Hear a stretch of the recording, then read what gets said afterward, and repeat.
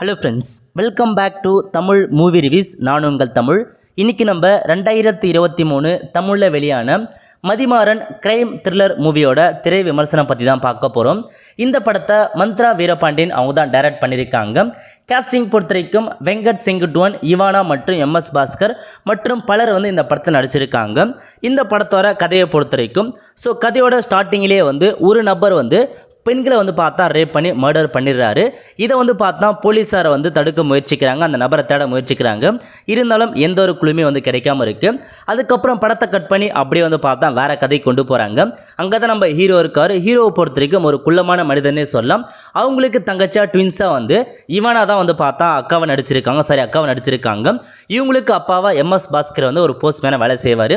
So ஒரு 40 நிமிஷம் கதையை பொறுத்த வரைக்கும் அந்த அக்கா தங்கச்சி அப்பா அவங்களுக்குள்ள என்னமான போச்சு அப்படின்ற ஒரு நேச்சுரலான ஒரு கதையாக கொண்டு போயிருக்காங்க. பார்க்குறதுக்கு கொஞ்சம் சுவாரஸ்யமாக இருக்கும். இல்லை முக்கியமான இன்ஃபர்மேஷனாக ஹீரோவை பொறுத்த வரைக்கும் குள்ளமாக இருக்கார்.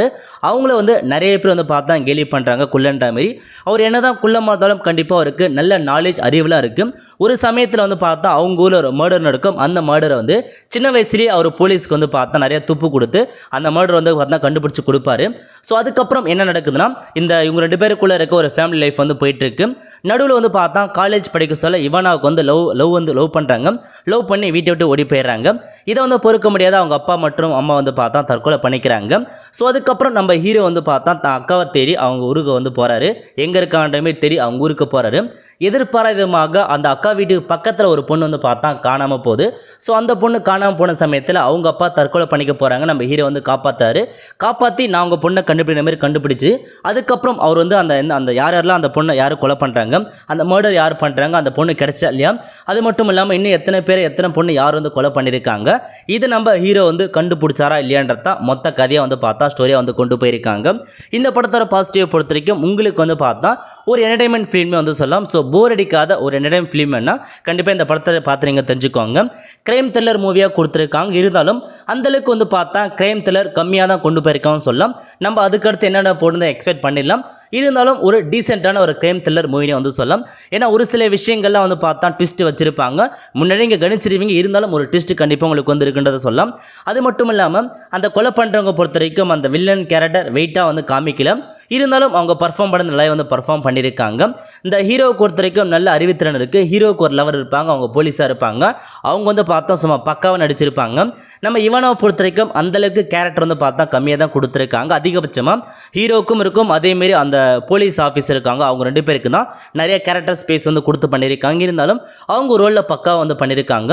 அதேமாரி எம்எஸ் பாஸ்கரை பொறுத்த வரைக்கும் அவரை பற்றி தொல்லை வேணாம். ஸோ ஒரு சூப்பரான ஆக்டர். அவர் இந்த படத்தில் பிச்சு நல்லா பண்ணியிருக்காரு. நிறைய விஷயங்கள் பார்த்தா தத்துவமாக இருக்கட்டும் எல்லாமே சூப்பராக சொல்லியிருக்காரு.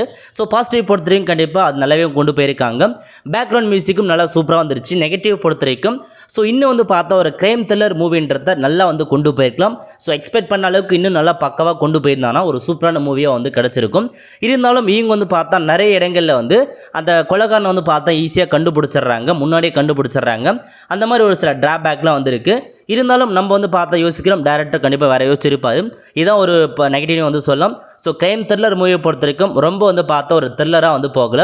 ஓரளவுக்கு கொஞ்சம் ஷார்ட்டாக முடிஞ்ச மாதிரி ஒரு ஃபீல் ஆகுது. 2 மணி நேரம் தான் படமே வந்திருக்கு. ஸோ இதான் நெகட்டிவ். இந்த படத்தை பொறுத்த வரைக்கும் கண்டிப்பாக எல்லாருமே குழந்தைகள் பெரியவர்கள் எல்லாமே நீங்கள் பார்க்கலாம். உங்களுக்கு ஒரு என்டர்டைன்மெண்ட்டான மூவி லேக் இல்லாமல் எந்த போரும் அடிக்காமல் வேணால் கண்டிப்பாக இந்த மதிமாறன் படத்தை பாருங்கள். உங்களுக்கு கொஞ்சம் இன்ட்ரெஸ்டிங்கான ஒரு மூவியாக போகும். ஸோ சமீபத்தில் படத்தை வர கொஞ்சம் பெட்டராகவே பண்ணி கொடுத்துருக்காங்க. கண்டிப்பாக நீங்கள் ஒன் டைம் வாட்ச் அப்படியே சொல்லலாம். இந்த படத்துக்கு நம்மளோட ரேட்டிங்கை பொறுத்த வரைக்கும் 5 out of 3 கண்டிப்பாக கொடுத்தலாம். கண்டிப்பாக ஒரு வாட்சபிள் மூவி. கம்மி பட்ஜெட்டில் யாரும் எதிர்பார்க்காத ஒரு படமாக நல்ல படமாக தான் கொடுத்துருக்காங்க. எல்லாருமே பார்க்க வேண்டிய படமே சொல்லலாம். அவ்வளோ ஃப்ரெண்ட்ஸ். ஸோ இதான் இந்த படத்தோட மொத்த ரிவ்யூ. கண்டிப்பாக இந்த வீடியோ பிடிச்சா மறக்காமல் நீங்கள் லைக் பண்ணுங்கள். முக்கியமாக இந்த படத்தை நீங்கள் பார்த்துட்டு கமெண்ட் பாக்ஸில் உங்களுடைய கருத்துக்களை நீங்கள் தெரிவிங்க.